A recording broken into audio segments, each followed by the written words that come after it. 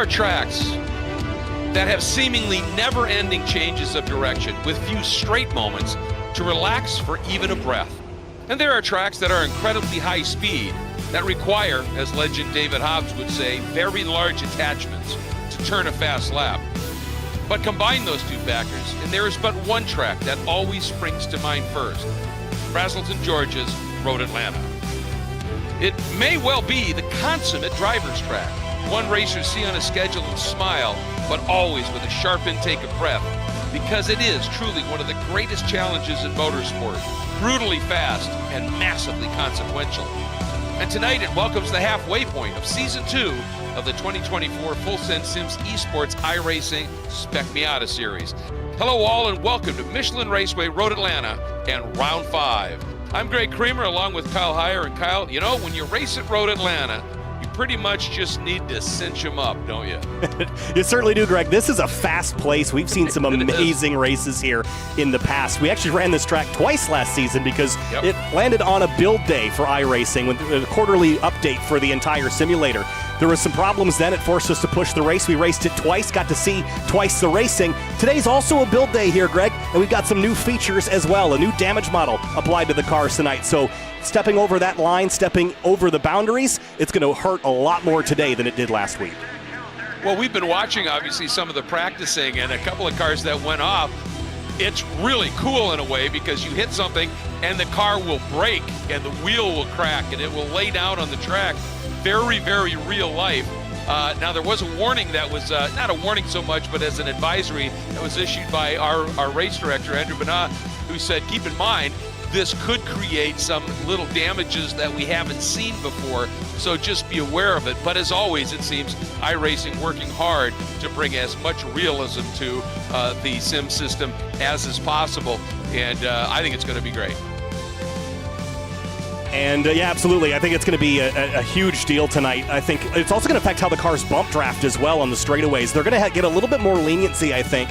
While their penalties will be big for bigger incidents, I do think the penalties for smaller incidents are going to go way down. I think there's going to be less drag from some of those smaller bumps that cause some nose damage. So it's an unknown. I don't think any drivers have really had a lot of time to practice crashing. It's not something you generally try to practice, Greg, but it's going to be critical to understand how that system works and get to know it before you get into a race scenario. You need to know how hard you can push. You need to know how much the suspension can take as well. You mentioned the wheel coming apart. That can happen on a curb if you hit it too hard. It's all a part of the new collision system, which drastically changes how the cars interact with other cars and the racetrack. So it's a big deal for everybody.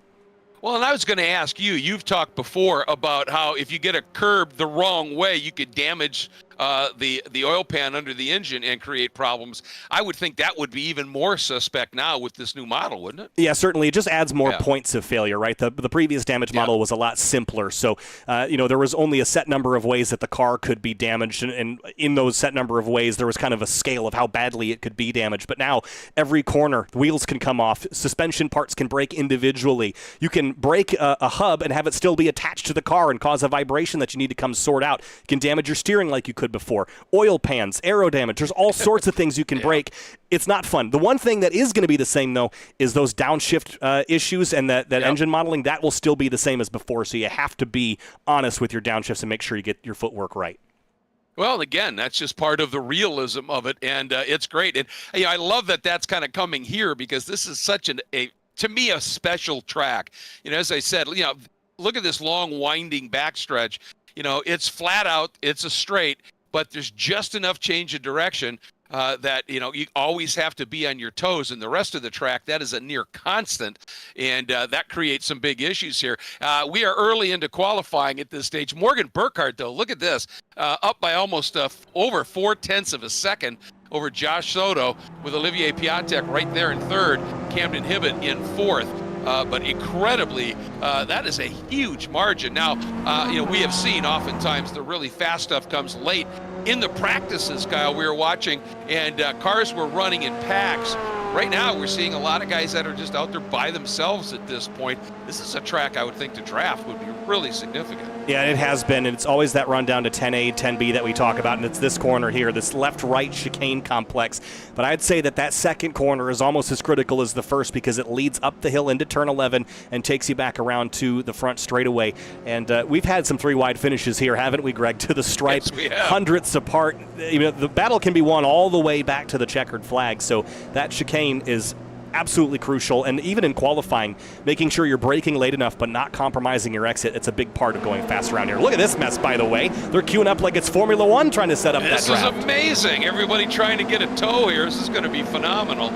And one of the things that I saw in the bulletin from Andrew were just the reminders that turn 3, when you come up the hill, you've got to have one set of, your left side tires on the track surface. If you don't, that lap will be invalidated and you'll get a slowdown. Same thing, I think he said, at 10A.